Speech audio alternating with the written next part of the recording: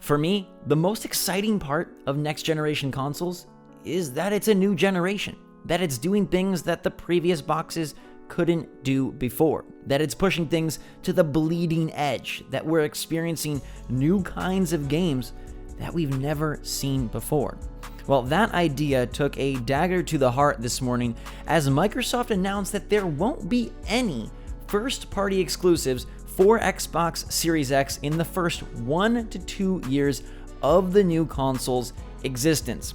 That is a mind-blowing shift in strategy for the makers of Xbox, and it's one that at first blush seems very confusing, but as you consider it, it may open maybe not better, but different doors. It's very clear now that Microsoft is taking a totally different approach to this generation and focusing maybe on a totally different side of the business as they push towards a future where Game Pass reigns supreme. What's going on, everybody? It's Ghost Robo. Please let me know how you feel about this in the comments down below. I am so curious when you hear Matt Booty, head of Xbox Game Studios, say that as our content comes out over the next year, 2 years, all of our games, sort of like PC, will play up and down that family of devices. Xbox One, Xbox One X, Xbox Series X, and PC. We want to make sure that if someone invests in Xbox between now and Series X release, that they feel that they made a good investment and that we're committed to them with content. Now, on the surface level, this sounds maybe great. Hey, you don't even need to buy the new box, and you can play all the new games. From one perspective, that is awesome. Now, I don't have to go invest in a $400, $500, $600 new console. I'll still be able to play Halo Infinite on my Xbox One.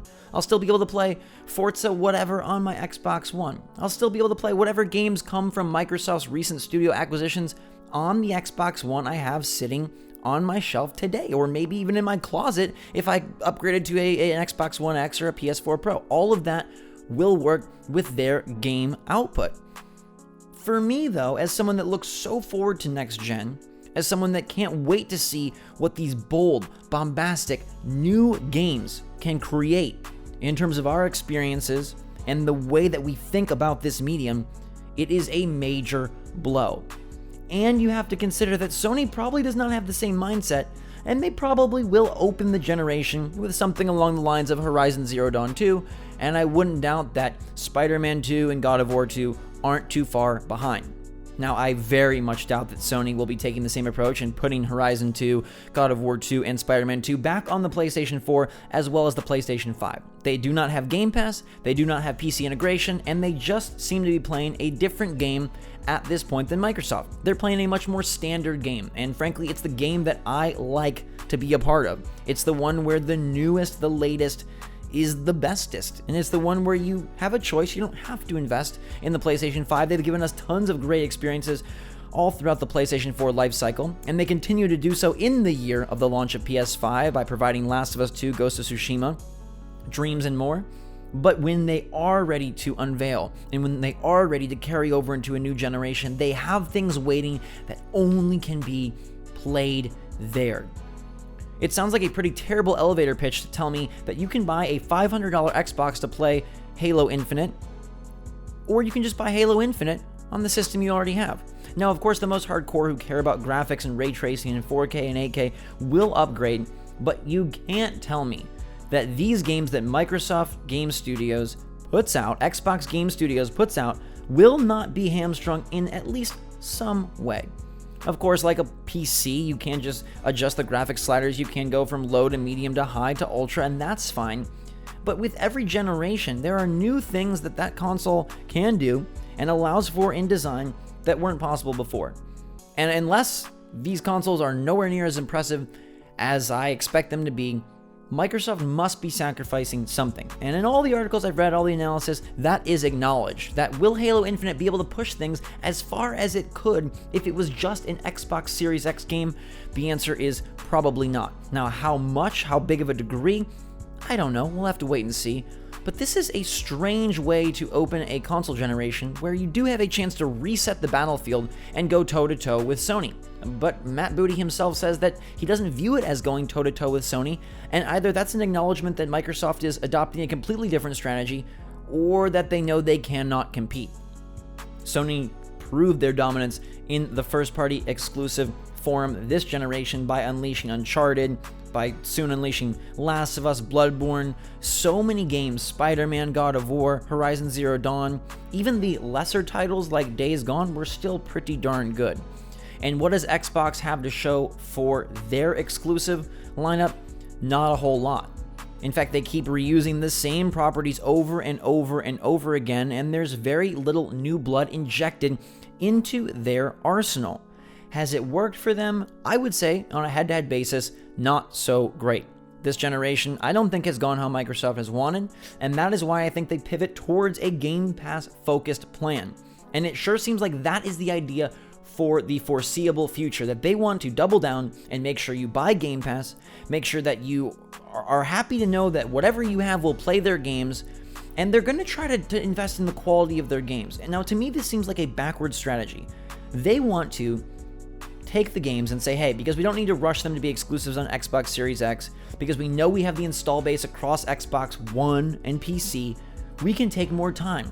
There won't need to be any rush release dates. We can delay, we can avoid crunch, we can deliver the best games. So on one hand, that sounds wonderful, but best games now has an asterisk because they won't be the best games. That will be the titles that are exclusive to PlayStation 5. I firmly believe that when you see the PS5 exclusives, not only in their visual prowess, but also in what they are putting forth from a game design standpoint, they will be notably better than what Xbox can produce, because Xbox needs them to run on last gen. It needs them to run on 2 half steps ago, the Xbox One 1 half step ago, and this half step, as well as be perfectly compatible with PC. Now, I'm well aware that consoles these days are very comparable to a PC, and maybe Microsoft is just onto something that isn't materializing today, but will tomorrow. If they can somehow achieve becoming the Netflix of gaming, great. They will win. That'll be awesome. So much more money in that if they can figure it out. But I think it is a different beast, and I think getting the latest releases and new games and getting people all on board and not having them pay $1 a month or $2 a month, but actually paying a worthwhile subscription fee is going to be a bit trickier than maybe they've bargained for. And nonetheless, to subscribe to that, you really need to have buy-in from plenty of other titles, and you need to have big games yourself. Now, they're thinking that this strategy will allow them to better their output, and maybe it will, but I would have taken the opposite approach. I would have said, hey, we have a fresh start, Xbox Series X, PS5, we're all about games, we acquired studios, let's go put out some amazing Xbox Series X games, get people excited about the Xbox brand, get them buying a new console, and still keep Game Pass running. Still keep Game Pass going for Xbox One owners, still keep Game Pass running for PC owners, and obviously keep Game Pass running for new adopters of Xbox Series X. There will be plenty of third-party games that are cross-gen and can be taken advantage of on both systems. But what is the reason to buy a Series X instead of a PlayStation 5?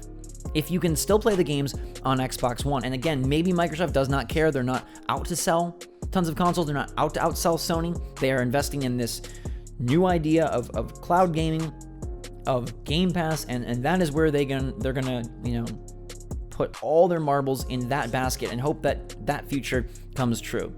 But riddle me this.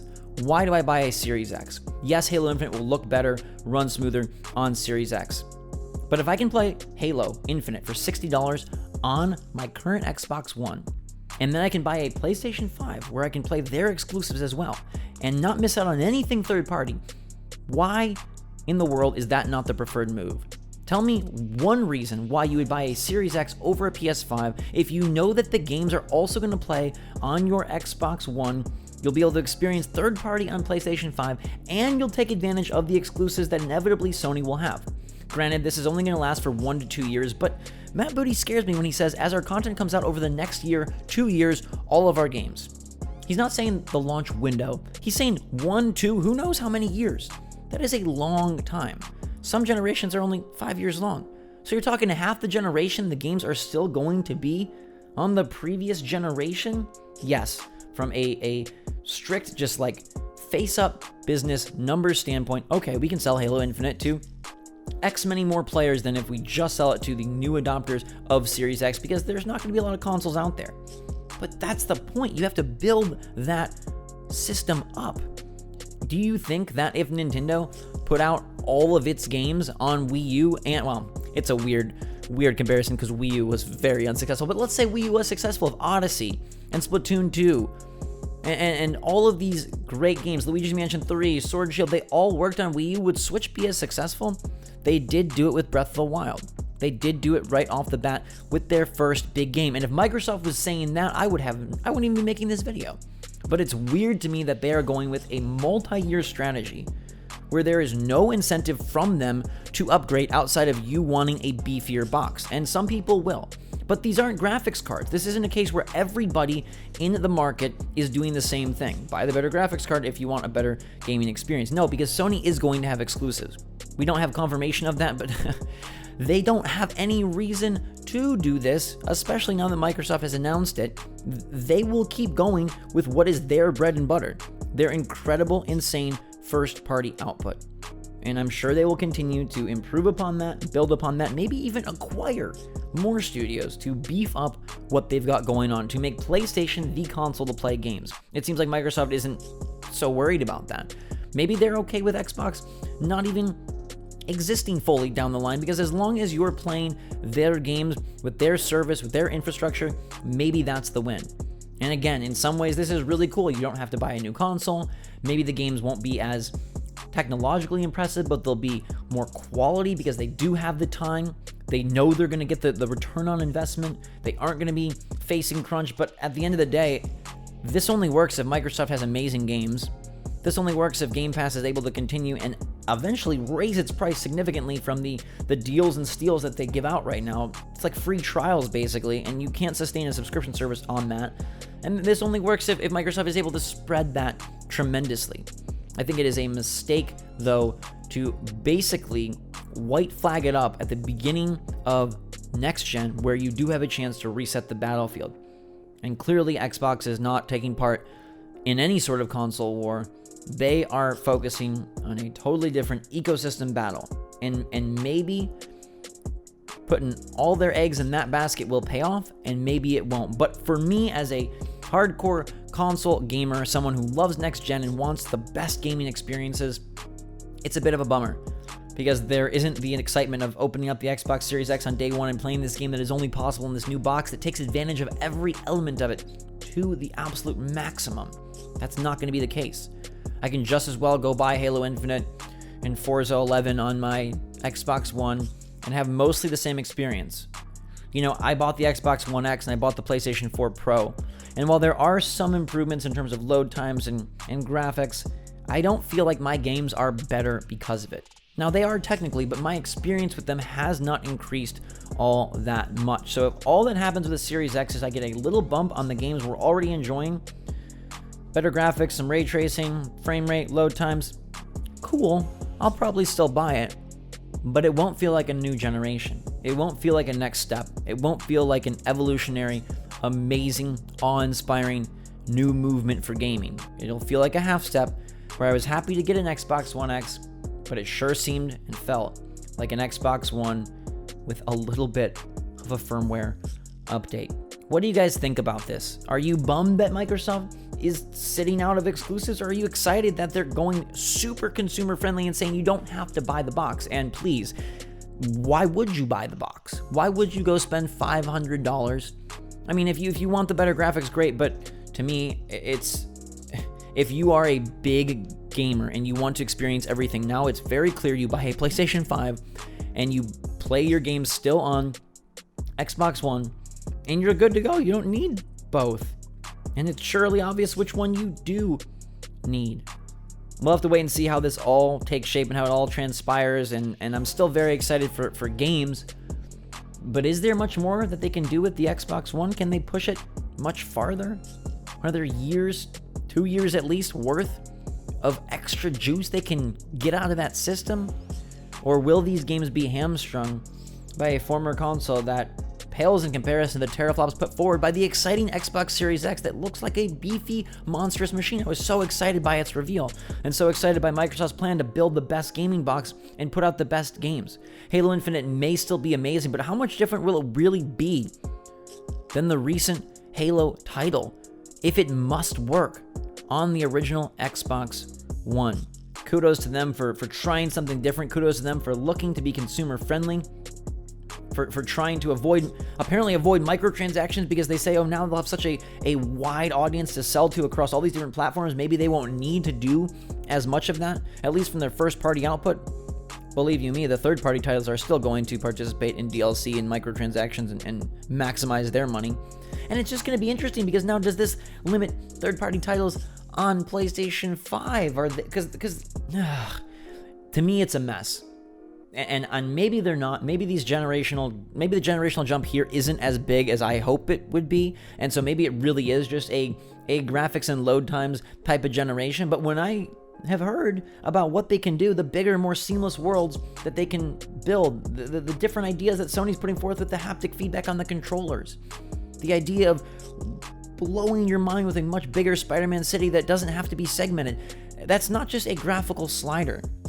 That's not just a longer load time slider. It'll feel completely different to play Starfield in a world where both consoles pushed forward and it was seamless versus, oh, now it has to adjust for Xbox One, original Xbox One, and there's going to be a lot of load time segmented world that can't do the same thing. Unless they've unlocked the magic key to somehow make the Xbox One purr, I don't think that's possible. Perhaps it is. I don't know everything about tech, but this just seems like it is going to really restrict the forward bleeding edge push that I always hope for with next gen.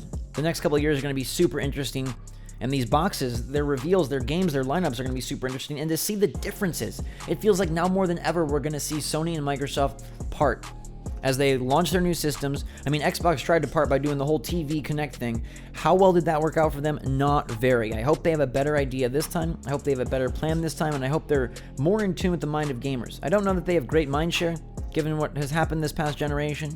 So I hope that Game Pass is winning players over, and I hope Halo Infinite is amazing. I feel like they're going to need that. I feel like they're going to need a complete reversal of fortunes where everything they do is awesome in order for this kind of unprecedented idea to work. And if Sony decides to go the traditional route, hey, we're rolling PS4 into PS5. We don't need to mess around with crazy name changes. We don't need to mess around with Game Pass. We're going to give you the best games possible. We're going to give you the stories and the characters, the worlds and the experiences that you can only have on PlayStation 5. I don't see how they lose. Like I mentioned, maybe generations down the line, Microsoft has such an infrastructure with xCloud and Game Pass that they end up making more money. But here, today, this year, in the here and now, it sure seems like Sony must be clapping and blowing their kazoos and getting real excited for their impending reveal. Because if they come out the gates with big games, you saw how many more likes their logo got than Xbox's entire reveal, and that should be concerning to everyone at Microsoft. They're playing a different game, but I still wonder if it's the right choice. Let me know what your take is in the comments down below. Have a fantastic day, everybody. Hit that like button if you enjoyed the video. I love you a lot. Still pumped for next gen. Very curious and excited to see what Microsoft is going to do, how they frame this. I don't even know why they announced it. If this was your approach and your plan, fine, just have it happen. Oh, guess what? Halo Infinite's out on all consoles. Oh, guess what? Hellblade 2 is also going to be out on our old consoles. But why let people know that, hey, if you buy our new box, you won't be getting anything exclusive? That just seems like a very shoot yourself in the foot type of decision. But hey, apparently they know what they're doing. They're the executives, not me. I'm just Ghost Robo. And until next time, drink some hot chocolate. Thanks again, and we'll see you all later.